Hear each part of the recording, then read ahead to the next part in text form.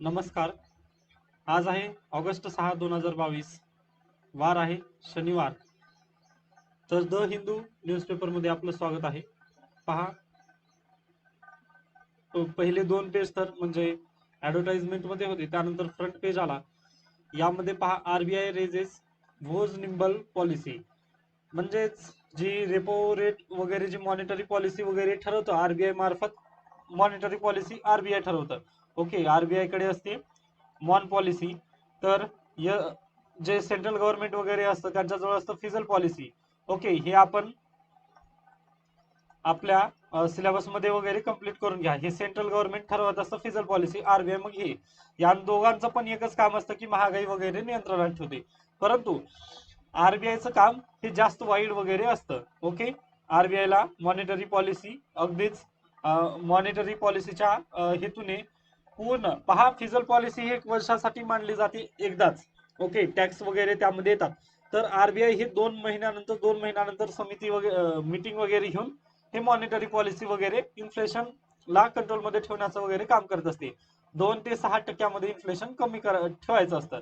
मग पहा, आता सध्याला इन्फ्लेशन म्हणजे महागाई ही अगदीच वाढलेली 7.5% गेलेली आहे. मग आरबीआयला आता महागाई कशामुळे वाढते, तर बाजारामध्ये पैसा जास्त असेल व वस्तू कमी असतील तर अशा पद्धतीने पैसा वाढतो. मग आता आपल्याला बाजारातून हा पैसा काढून घ्यायचा आहे, म्हणजे पैसा कमी करायचा आहे.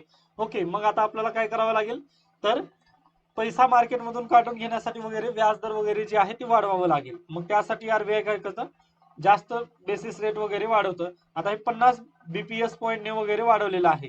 आता बीपीएस पॉईंट म्हणजे काय वगैरे ते तुम्ही प्लीज सिलेबस मध्ये एकदा पाहून घ्या, कारण ती कन्सेप्ट थोडस डीप जावं लागेल मला, व ती इथं सांगणं थोडस अशक्य होईल. ओके, कारण त्याला ती स्लाइड वगैरे नीट चांगल्या तयार कराव्या लागतील. ओके, मग पहा, आता हा ट्रेंड आहे. उर्जित पटेल जेव्हा गव्हर्नर होते तेव्हापासून म्हणजे 6 टक्के म्हणजे जे होतं ते रेपो रेट, सीआरआर, एसएलआर वगैरे जे आहे ते 6 होतं. ओके, सीआरआर हे जे आहे ते 6 होतं टक्के. तर आता किती झाले, 5.4 वर केलेलं आहे. म्हणजे पहा, शक्तिकांता दास जेव्हा आले तेव्हा त्यांनी इथून म्हणजे पूर्ण खालीच नेण्याचं काम केलेलं होतं. ओके, हे इथून जे आहे पुन्हा जानेवारी म्हणजे हे झालं कोविड काळ, मग तेव्हापासून तर ही खालीच होतं. ओके, उर्जित पटेल यांनी पूर्वीच याबद्दल वगैरे हे केलं व त्यांनी राजीनामा स्वतःहूनच दिलेला होता, कारण त्यांना माहिती होतं. ओके, म्हणजे जर तुम्हाला महागाई वगैरे जर नियंत्रणात करायची असेल तर अशा पद्धतीने काही करावं लागेल असं त्यांना माहिती होतं. ओके, व त्यासोबतच जर पैसा पण सेंट्रल गव्हर्नमेंटचं व त्यांचं थोडंसं वाद वगैरे झालं, त्याबद्दल आता जास्त बोलणार नाही, परंतु ते तुम्हाला माहिती असायला हवं. ओके, मग आता आपण पण त्याच दिशेने वगैरे जात आहोत, म्हणजे आपलं पण इन्फ्लेशन थोडंसं कमी करण्यासाठी आपल्याला पण आता रेपो रेट वाढवावंच लागणार आहे. म्हणजे खूप दिवस झाला आपण हे वाढवलं नव्हतं. ओके, तुम्ही पहा ना, एवढा दिवस म्हणजे आपण वाढवलेलं नव्हतं. ओके, म्हणजे उर्जित पटेल यांचे जे हे होते त्यांनी पूर्वीच वाढवलेलं होतं, परंतु आपण ते कमी केलेलं होतं मोदी गव्हर्नमेंटनी वगैरे. पण ते आता परत त्या स्थितीवर जाणार आहे. म्हणजे इन्फ्लेशन वर पाहूयात काय होतं ते. पण आता हे आपल्याला जीएस मध्ये एकदाच कम्प्लीट करून घ्या. जीएस 1 मध्ये सॉरी, प्रिलिमला व जीएस 3 मेन्सला हे एकदाच कम्प्लीट करून ठेवा, म्हणजे पुन्हा पुन्हा याकडे पाहण्याची वगैरे गरज पडणार नाही. ओके, त्यानंतर चला, याची काही गरज नाही. हे चायना व युएस हे बोंबलत म्हणजे सॉरी म्हणजे एकूण एकाला ओरडतच आहेत, त्यामुळे आवश्यकता नाही ते वाचण्याची. काँग्रेसचं जे प्रोटेस्ट वगैरे त्या संदर्भात आहे, स्किप करा न्यूज. त्यानंतर पहा, spurious liquor claims 11 lives in Bihar. Okay, म्हणजे अगदीच गुजरात त्यानंतर आता बिहार, व या दोन्ही राज्यांमध्ये काय आहे, दारूबंदी आहे. व आता अशा पद्धतीचे जर न्यूज वगैरे जर समोर येत असतील तर म्हणजे अगदीच एक काळजीची बाब वगैरे आपल्याला दिसून येते. यासोबतच प्रशासन. ओके, प्रशासनासमोर देखील एक महत्वाचं हे आपल्याला हे दिसून येत आहे, एक म्हणजे काय म्हणतो आपण, चॅलेंज एक दिसून येत आहे. ओके, कारण कायदाबंदी जरी असली तरी अशा पद्धतीचे म्हणजे पहा, कोणतीही गोष्ट डायरेक्टली कायदा वगैरे करून थोपवता येत नाही, तर सर्वांना समजून वगैरे घ्यावं लागतं. हे आपल्याला इथून समजतं. ओके, डायरेक्टली जर आपण कायदा केला व लोकांचा वगैरे विचार नाही केला ना, तर अशा पद्धतीचेच होतं. आपल्याकडे देखील दारूबंदी झाली होती चंद्रपूरमध्ये, मग तिथेही अशाच पद्धतीचे केसेस वगैरे येत होते. त्यामुळे तिथली पण दारूबंदी वगैरे उठवावी लागली होती. त्यामुळे तुम्हाला हे समजून यायला हवं आहे. ओके, त्यानंतर पुढे पहा, supreme court moots verdict of for bodily autonomy. म्हणजे पहा, ही एक व्हर्डिक्ट जे शारीरिक स्वायत्तता जे महिलांची जी आहे त्या संदर्भात व्हर्डिक्ट वगैरे दिलेला आहे. पूर्वी MTP ऍक्ट नुसार पहा अबॉर्शन जे अविवाहित महिला आहेत त्यांना 20 आठवडे ओके 20 वीक पर्यंतच त्यांना अबॉर्शन करता येत होतं व ज्या विवाहित महिला आहेत हे अविवाहित साठी व विवाहित साठी 24 वीक पर्यंत वगैरे होतं. तर सुप्रीम कोर्टाने यावरती हे करून म्हणजे आता दोन्हींना आपण समान केलेलं आहे. 24 वीक आता दोन्हींना आपण केलेलं आहे. त्या संदर्भात त्यांनी म्हटलेलं आहे की अशा पद्धतीचं डिस्क्रिमिनेशन वगैरे कशा संदर्भात वगैरे. त्यानंतर यासोबतच विवाहित आणि अविवाहित सोबतच त्यांनी 7 कॅटेगरी पण दुसऱ्या नेमून दिलेले आहेत की त्यामध्ये पण महिलांना जे अबॉर्शन वगैरे जे आहे ते करता येईल 24 आठवड्यापर्यंत. त्यामध्ये आहे जे गर्भामध्ये जे हे असेल म्हणजे गर्भामधील जे वाढ त्यासोबतच म्हणजे त्याचे हेल्थ इश्यूज वगैरे जर असतील तर त्या संदर्भातही महिलांना वगैरे या संदर्भात हे म्हणजे 24 आठवड्यापर्यंत त्यांना अबॉर्शन वगैरे करता येईल. या ओके म्हणजेच इथं डिस्क्रिमिनेशन वगैरे होत होतं विवाहित आणि अविवाहित संदर्भात. त्यासोबतच त्यांनी म्हटलेलं आहे की पार्टनर हजबंड म्हणून नाही तर तिथं पार्टनर म्हणून असा उल्लेख करायला हवा. कारण पहा अविवाहित जर असेल तर हजबंड म्हणता येणार नाही परंतु पार्टनर अशा पद्धतीने शब्द वगैरे तिथं घालण्यात येतो. ओके त्यामुळे अशा पद्धतीचे सुप्रीम कोर्टाचे वगैरे व्हर्डिक्ट आहेत यावरती एडिटोरियल नक्कीच येतील. परंतु आपल्याला तात्पुरतं माहिती पाहिजे की अशा पद्धतीने रूल वगैरे सुप्रीम कोर्टानं आताच दिलेला आहे. ओके त्यानंतर पुढे जाऊयात. सेकंड म्हणजे ह्यातील पेज नंबर 4 व शोकेसचा पण आपल्यासाठी कामाचा नसतो. बाकी हे सर्व जे न्यूज आहेत ते यांच्याच आहेत म्हणजे राजकीय बातम्या आहेत त्यामुळे सोडून देऊयात. त्यानंतर male elephant population depleting in Odisha. आता पहा एलिफंट विषयी जर कन्सर्न जर केला आपण तर पहा अगदीच रेल्वेच्या ऍक्सिडेंट मध्ये वगैरे ते अगदीच हे होतात म्हणजे ऍक्सिडेंट मध्ये वगैरे मृत पावतात एलिफंट. त्यामुळे ही एक कन्सर्नची बातमी आहे. परंतु सध्याला ओडिसामध्ये मेलची जी संख्या आहे ती कमी होत आहे वगैरे असं म्हणलेलं आहे. आताच यावरती जास्त आपण PhD वगैरे करण्यात बसू नये. फक्त आता आपल्याला एवढं लक्षात असायला हवं की अशा पद्धतीनं आहे. मग एलिफंट हे न्यूज मध्ये आहेत आपल्याला हे समजलं की आता आपण एलिफंट रिझर्वला वगैरे अभ्यास करायला पाहिजे. एलिफंट रिझर्वचा वगैरे ओके. त्यानंतर पुढे जाऊयात. त्यानंतर CA PDF मध्ये वगैरे या संदर्भात जास्त डीप मध्ये वगैरे नॉलेज येईल तेव्हा आपण पाहून घेऊयात. स्वतःहून PhD वगैरे करत बसायचं नाही आपण. ओके त्यानंतर पुढे चला राजकीय बातम्या आहेत. त्यानंतर केरळमध्ये जे हे फ्लड वगैरे स्थिती वगैरे आहे त्या संदर्भात. त्यामुळे ते पण आपल्यासाठी म्हणजे नवीन नाहीये. एकदाच डिझास्टर मॅनेजमेंट मध्ये वगैरे कम्प्लीट करून टाका. ओके त्यानंतर एडिटोरियल पेज नंबर 6. तर पहा यामध्ये lesson for India from Taiwan stand of. पहा अगदीच काही कामाचं नाहीये. आता आपण रशिया युक्रेन असं पण शिकलेलंच आहे. ओके रशिया युक्रेन बद्दल पण अशाच टाईपच्या वगैरे बातम्या येत होत्या. ज्या पद्धतीने तुम्ही US कडे जायचं किंवा रशियाकडे वगैरे जायचं आता आपण दोन्हीकडे पण आहोत व US ने पण तेवढे सँक्शन वगैरे लावले नाहीत. रशिया सोबत आपण व्यवहार करतोय. US सोबत पण आहोत. ओके म्हणजे आता इंडिया काही साधा सुद्धा वगैरे देश वगैरे राहिला नाही. त्यामुळे असे न्यूज जेम्स बॉन्ड टाईपच्या वगैरे वाटतात मला. त्यामुळे याला स्किप जरी केलं तर अगदीच बेस्ट आहे. त्यामुळे मी याला डायरेक्टली स्किप करतोय. पहा आणखी आपण काही त्यावरती बोललंच नाही वगैरे काही युद्ध चालू झालं नाही मग आपण कशाला यावरती जास्त PhD वगैरे करायला बसायचं. आता त्यांनी लिहिलेलं आहे कारण पेपर त्यांना छापायचा असतो व म्हणजे ऍस्पिरंटच्या दृष्टीकोनातून पेपर नाही तर समाजाला वगैरे दाखवण्याच्या दृष्टिकोनातून हा म्हणजे समाजाला जागृत करण्याच्या दृष्टिकोनातून हा पेपर बनवला गेलेला. परंतु आपल्याला ऍस्पिरंट या नजरेतून पण काय आपल्याला गरजेचं आहे ते पण आपल्याला माहिती असायला हवं. त्यामुळे ही न्यूज डायरेक्टली तुम्ही स्किप करू शकता म्हणजे एडिटोरियल.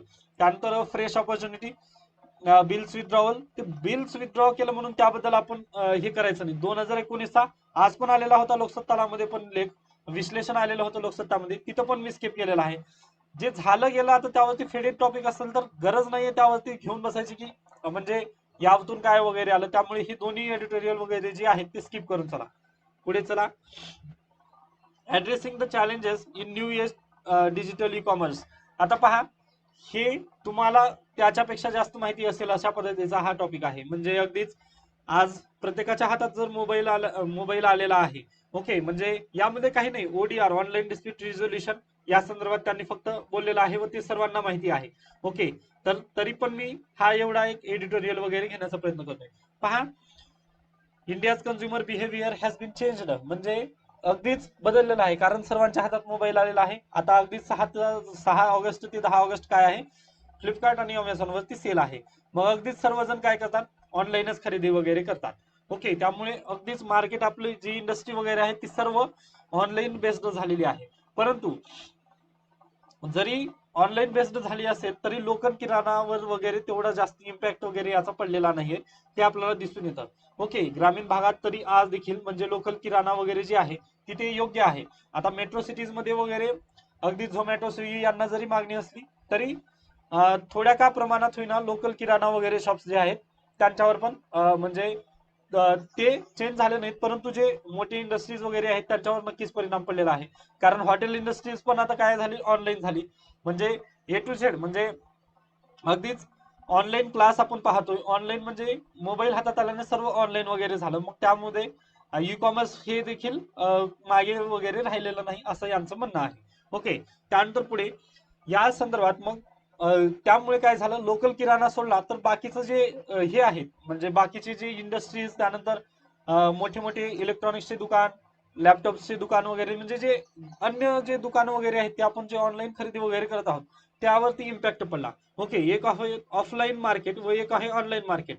मग या संदर्भात दोघांचं तुलना होऊच शकत नाही. ओके, ऑफलाईन मध्ये जे जास्त किमतीला होतं ते इकडे कमीला होतं, इथे ज्यांची वॉरंटी जास्त असते इथे कमी असते वॉरंटी, अशा पद्धतीची इथं प्रॉब्लेम वगैरे पॉईंट वगैरे येतात. मग यासाठी गव्हर्नमेंटची एक शाखा म्हणजे एक डिपार्टमेंट आहे, the department for promotion of industries and internal trade.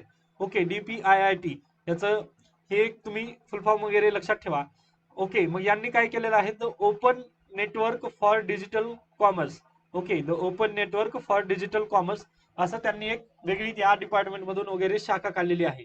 कारण जे स्पर्धा आयोग आहे म्हणजे किंवा जे डिपार्टमेंट ऑफ कम्पिटिटिव्ह, ओके, त्यांचं जे हे असतं म्हणजे e com sorry ministry of finance अंतर्गत एक येतं स्पर्धेचं एक हे आहे म्हणजे डिपार्टमेंट वगैरे आहे, जे मार्केटमध्ये जी स्पर्धा वगैरे चालते त्या संदर्भात योग्य वगैरे स्पर्धा चालावी या संदर्भात ते डिपार्टमेंट होतं. त्याचं नामांतरण वगैरे मोदी गव्हर्नमेंटने वगैरे केलेलं आहे. त्याचं नाव आता आहे DPIIT, department of for promotion of industries and internal trade. मग ह्याचं काय काम करतं, स्पर्धा जी स्पर्धा वगैरे आहे दोन्ही मधली ती टिकून ठेवणे. मग या संदर्भात ही स्पर्धा ऑफलाईन आणि ऑनलाईनची स्पर्धा होऊ शकत नाही, यासाठीच त्यांनी काय केलं मग पुन्हा हे काढलेलं आहे, the open network for digital commerce. म्हणजे या अंतर्गतच एक शाखा वगैरे त्यांनी काढली व त्या शाखेअंतर्गत त्यांनी काही रूल वगैरे दिले. त्यापैकी रूल म्हणजे पहा, पूर्वी कसं व्हायचं 2016-17च्या दरम्यान पहा, रेडमीचे जे मोबाईल आहेत ते फक्त अमेझॉनवर लिस्ट व्हायचे. ओके, MI तेव्हा खूप आलेलं होतं क्रेज MI बाबत वगैरे, अगदी कमीला पण होते, 4,000 पासून वगैरे त्यांची किंमत होती. मग सॅमसंगची जर पाहिलं तर तीच किंमत 8,000 9,000 वगैरे अशा पद्धतीची राहायची. ओके, तुम्ही पण ऐकून असाल ते फक्त अमेझॉनवर वगैरे एकदाच म्हणजे सेल यायचा, MI साठीचा सेल वगैरे लागायचा, मग त्या वेळेतच घेतलं तर ठीक, नसेल तर ते तसंच जायचं.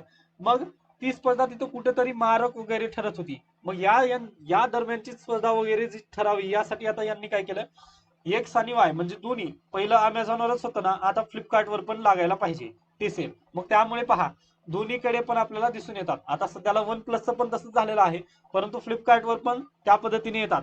आता रिअलमीचं तसंच आहे, फ्लिपकार्टवर रिअलमी अगोदर लॉन्च करते, परंतु त्याची काही साईड प्रोडक्ट वगैरे जे आहेत ते अमेझॉनवर विक्रीस काढावंच लागतात त्यांना. आता पहा, ऑप्पोचीच कंपनी आहे ही, ऑप्पोचीच कंपनी आहे रिअलमी. मग पहा, ऑप्पोचे काही मोबाईल तिकडे पण आहेत व रिअलमीचे इकडे आहेत. ओके, अमेझॉनवर हे व फ्लिपकार्टवर हे. मग अशा पद्धतीने यांनी सांगितलं रूल्स मध्ये वगैरे की बाबा तुम्ही आता फक्त एकाच कंपनीवर वगैरे तुम्ही लिस्ट करायचं नाही, फक्त अमेझॉनवर लिस्ट करायचं नाही, तर दोन्हीकडे अमेझॉन त्यासोबतच फ्लिपकार्ट या दोन्ही कंपनी सोबत म्हणजे थोडा थोडा का होणार माल तुम्हाला दोन्हीकडे शिफ्ट वगैरे करावंच लागेल, अशा पद्धतीचे वगैरे रूल्स काही वगैरे आलेले आहेत.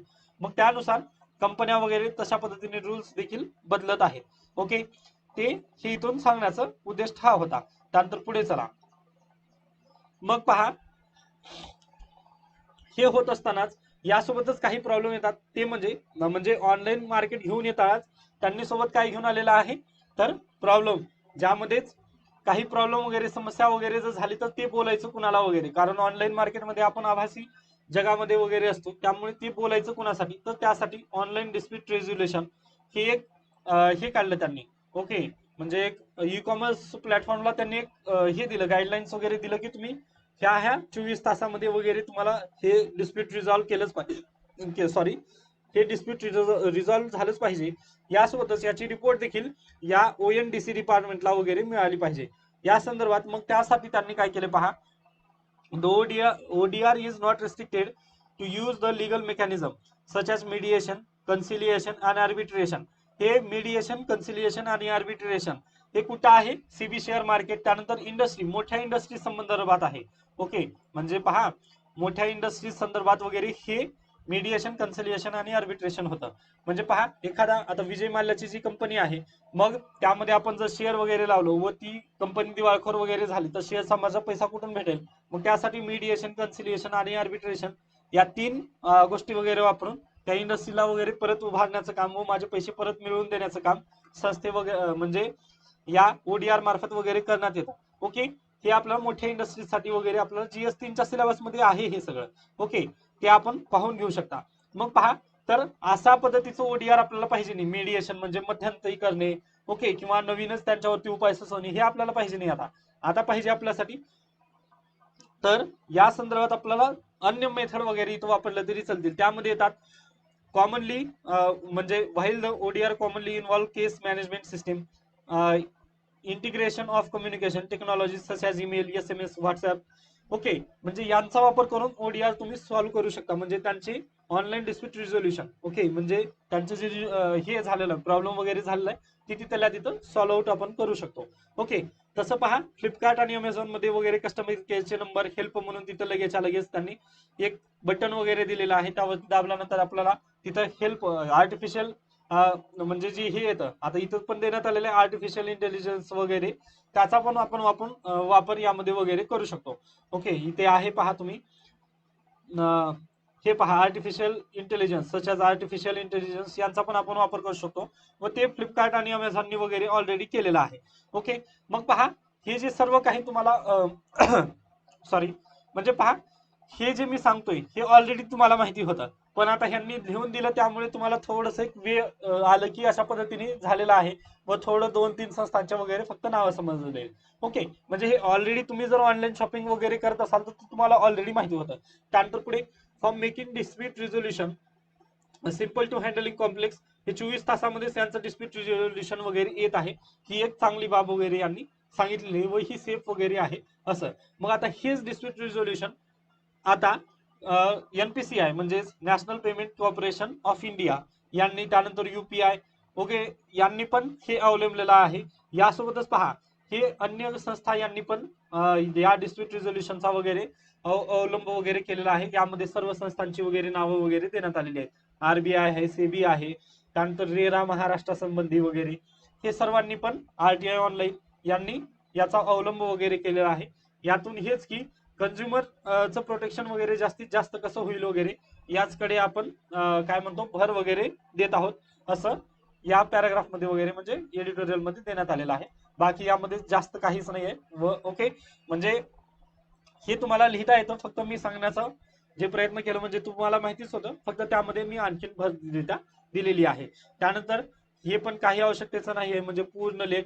ओके, त्यानंतर पुढे चला, MPs don't enjoy immunity from arrest in criminal case, हे एक लक्षात ठेवा तुम्ही. ओके, म्हणजे जर अनुसूची 10 वगैरे जर पाहिली आपण तर त्यामध्ये देण्यात आलेले आहेत की त्यांना सॉरी, अनुसूची 10 मध्ये तर या संदर्भात आहे, पण 104 आर्टिकल कलम 104 मध्ये वगैरे जे देण्यात आले त्यांना कोणते MPs ना कोणते हे असतील म्हणजे इम्युनिटी वगैरे जी कोणती असेल तर ती आपल्याला इम्युनिटी क्रिमिनल केस बाबत मिळत नाही, हे एक तुम्ही अगदीच लक्षात ठेवा. त्यानंतर पुढे चला, डिलीट आधार कार्ड डेटा, म्हणजे अगदीच करायला पाहिजे हे, कारण राईट टू प्रायव्हसी आपल्याला देण्यात आलेलं आहे. राईट टू प्रायव्हसीचा वगैरे आपला संदर्भ आपल्याला नक्कीच कुठेही आपल्याला येतो, त्यामुळे आर्टिकल 21 हे लक्षात ठेवत चला तुम्ही. ओके, त्यानंतर पुढे जाऊयात, म्हणजे प्रत्येक आता हे मद्रास हायकोर्ट वगैरे आहे यांचं सर्वांचं आपण जजमेंट वगैरे पाहायला बसायचं नसतं. ओके, जर मेन असेल तर ते पहिल्यांदाच येईल तेव्हाच आपण पाहून घेऊया. ओके, त्यानंतर पुढे चला, Russia ready to discuss prisoner swap with US, म्हणजेच जे देवाणघेवाण असते कैद्यांची वगैरे त्यासाठी रशिया वगैरे तयार आहे असं त्यांचं म्हणणं आहे. आवश्यकता नाही. त्यानंतर हे पेलोसी वगैरे यांचं पण काही गरजेचं नाही आपल्यासाठी. पुढे चला directly. Banks can not always rely, नाही आवश्यकता नाही आहे. म्हणजे त्या संदर्भात पूर्ण बँकिंग व्यवस्था आपण म्हणजे पूर्ण बँकिंगची परीक्षेची तयारी करत नाही, सिव्हिल सर्व्हिसेसची तयारी करत आहोत. त्या दृष्टीने आपला दृष्टिकोन वगैरे असायला हवा. त्यामुळे मी बातम्या खऱ्या खूप स्किप केलेल्या आहेत. ओके, तर अशा पद्धतीने आजचा एडिटोरियल मधलं फक्त एकच एडिटोरियल वगैरे कामाचं होतं. त्यानंतर आज रामसार साइट्स 10 वाढलेले आहेत, ते या पेपरमध्ये कव्हर झालेले नाही. ते तुम्ही लोकसत्ता न्यूज मध्ये वगैरे कव्हर करून घेऊ शकता. आता 64 रामसार साइट झालेले आहेत पहा. आज घडीला 64 रामसार साइट भारतामध्ये तयार झालेले आहेत. त्या लोकसत्ता विश्लेषण म्हणजे माझ्या चॅनलवरती, याच चॅनलवरती आताच मी घेतलेला आहे, तो तुम्ही पाहून घेऊ शकता. ओके, म्हणजे बातम्याचं तर आज जास्त काही बातम्या आपल्या मेन IMP वगैरे काही कामाच्या नव्हत्या, पण जेवढ्या होत्या त्या मी कव्हर केलेल्या आहेत अगदी योग्यरित्या. त्याबद्दल काही शंका वगैरे असतील तर तुम्ही नक्की मला कमेंट सेक्शन मध्ये वगैरे विचारू शकता.